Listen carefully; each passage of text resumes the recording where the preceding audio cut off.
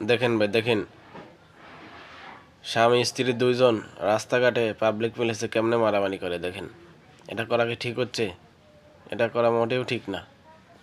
স্বামী স্ত্রীর মধ্যে ঝগড়াঝাটি মারামারি হতেই পারে, মানে ঝগড়াঝাটি বিভেদ হতেই পারে, তাই বলে কি রাস্তাঘাটে পাবলিক প্লেসে মারতে হবে? মেয়েটা যদি ইচ্ছে করে তাহলে তো ছেলেটাকে পাবলিক দিয়ে মার খাওয়াতে পারে। তা তো মেয়েটি মার খাওয়াইতেছে না, মেয়েটি মুখ বুজে সহ্য করতেছে মায়ের। কত সুন্দর বোরকা পরে পর্দা করে আছে। দেখেন ভাই দেখেন, এটা কি ঠিক হচ্ছে ছেলেটার?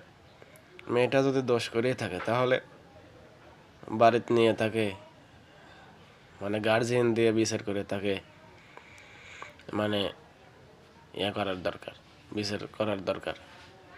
মেয়েটা যদি দোষ করে থাকে, মায়ের প্রাপ্ত হয়ে থাকে, তাহলে তাকে মার দেন, শাসন করেন।